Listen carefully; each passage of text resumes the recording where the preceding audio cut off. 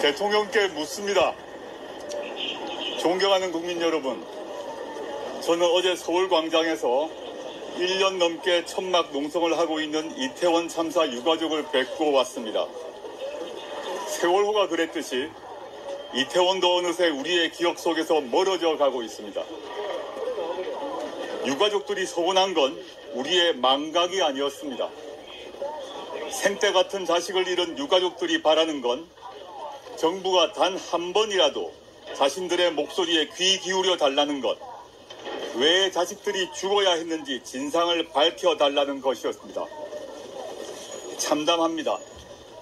분노가 치밀어 오릅니다.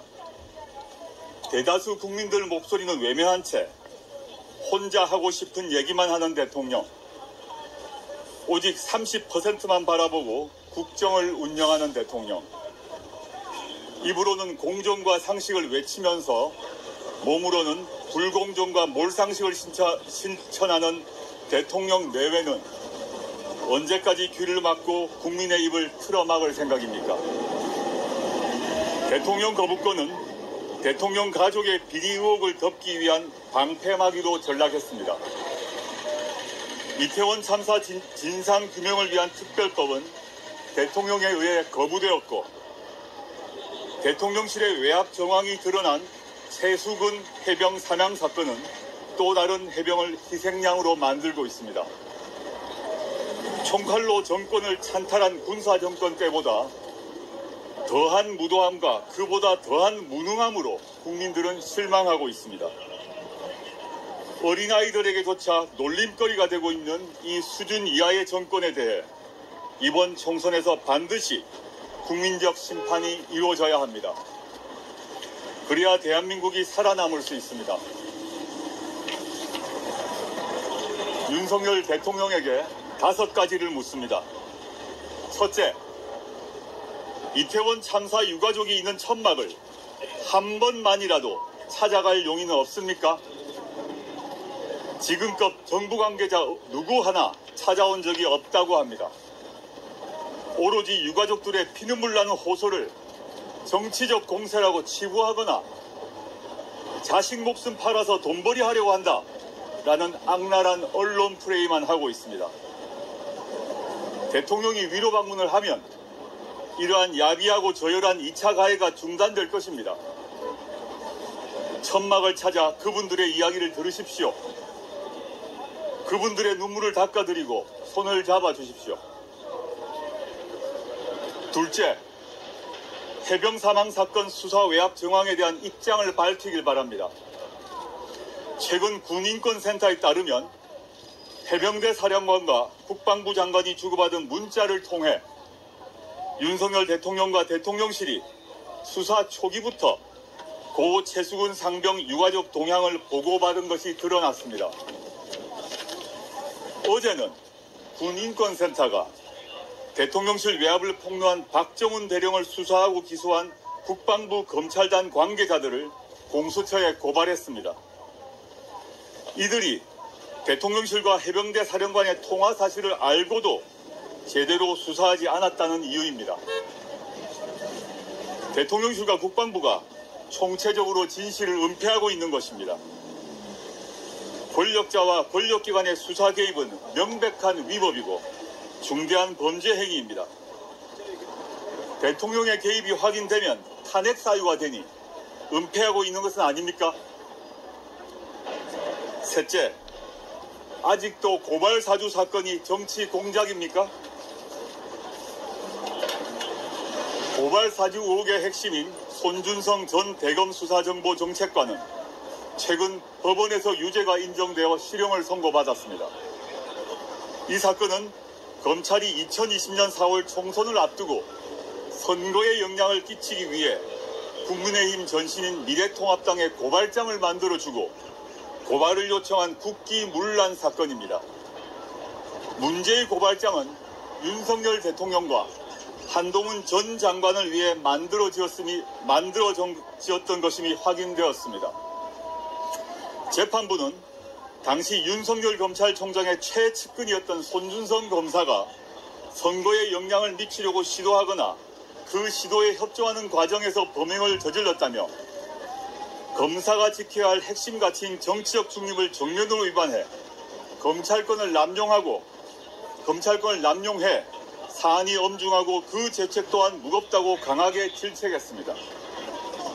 검찰총장의 눈과 귀인 대검의 핵심 참모가 검찰총장과 교감 없이 독자적으로 벌인 범행이라고 믿는 국민은 없습니다.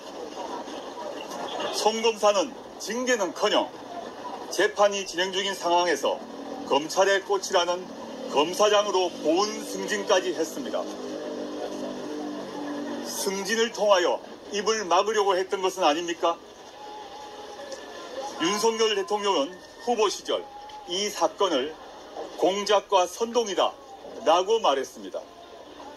고발사주 사건은 검찰이 선거에 개입한 국기문란에 해당하는 중대한 범죄이고 이런 법원 판결에 의해 확인되었습니다. 윤석열 대통령은 이 심각한 범죄에 대해 아직도 정치 공작이라고 생각하십니까?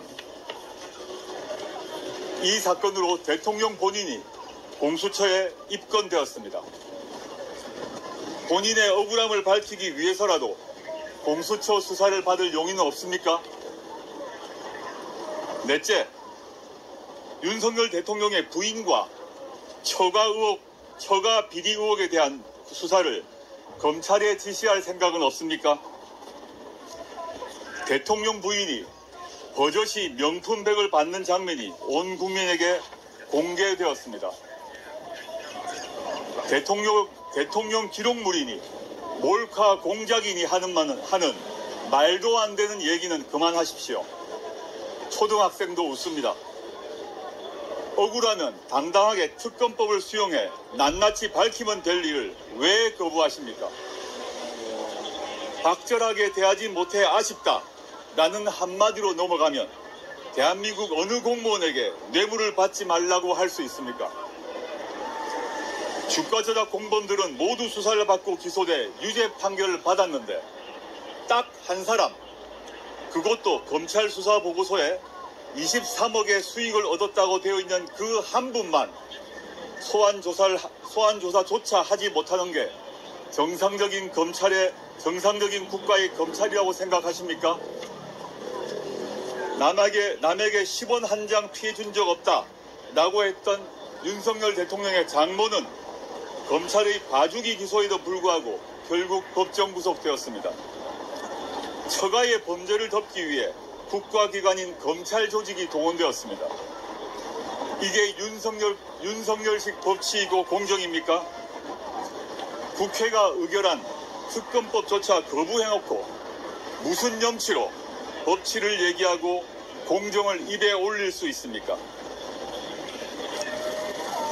양평 고속도로의 노선 변경으로 처가가 엄청난 혜택을 볼 것인데 윤석열 대통령 내외는 왜 침묵하고 있습니까? 대통령은 어떻게 노선이 변경되었는지 엄정하게 수사하라고 지시할 생각은 없습니까? 검찰총장 시절 살아있는 권력 수사를 해야 한다고 자랑하던 모습은 다 어디로 갔습니까? 대통령이 되고 나니 수사기관을 살아있는 권력을 보위하는 도구로 생각하고 있지 않습니까? 다섯째, 검찰총장 시절 눈먼도 쓰듯 했던 특수활동비 사용 내역을 공개할 생각은 없습니까? 어제 언론 보도에 따르면 검찰 수사와 아무 관계없는 전직 대전지검 천안지청 민원실 직원이 검찰총장 특수활동비를 받은 적이 있다고 언론에 제보했습니다. 언론 보도에 따르면 윤석열 대통령은 검찰총장 시 무려 70억 원 가량의 특수활동비를 집행한 것으로 알려졌습니다. 서울행정법원은 지난 1월 특활비 사용 내역과 지출 증빙 내역을 공개하라고 판결했습니다. 또 부산 방문 시 여당 의원들과 가졌던 비공개 회식 비용도 공개하라고 판결했습니다. 그러나 아직까지 검찰은 공개하지 않고 있습니다. 박근혜 대통령의 특수활동비 유용 문제로 박 대통령과 당시 국정원장들은 법의 심판을 받았습니다. 당시 수사 책임자가 다름 아닌 윤석열 대통령입니다. 박근혜 대통령 특수활동비 사용 내역을 수사했던 검찰총장 윤석열의 특활비는 왜 공개하지 않는 것입니까? 윤석열 특활비가 검찰판 하나회 카르텔을 유지한 핵심 역할을 했기 때문이 아닙니까? 존경하는 국민 여러분, 전임 문재인 정부의 검찰개혁 책임자로서 정치검사들의 준동을 막지 못한 데 대해 다시 한번 송구스럽다는 말씀을 드립니다. 저 조국 결자 해지의 심정으로 국민께 고합니다. 저와 저의 동지들은 윤석열 검찰 독재 정권에 의한 민주주의의 퇴행을 좌시하지 않겠습니다. 윤석열 정권에 의한 검찰의 사유화, 편향적이고 선택적인 검찰권 행사와 싸우겠습니다. 그리고 민생과 복지의 획기적 개선을 위해 정책을 추진하겠습니다. 제가 타버리더라도, 제가 부서지더라도, 제 등에 또 화살이 박히고 발에 족쇄가 채워지더라도 끝까지 민주공화국의 가치를 지켜내겠습니다. 감사합니다. 응답은 소속사하고 이름을 밝혀주시면 제가 답을 하도록 하겠습니다.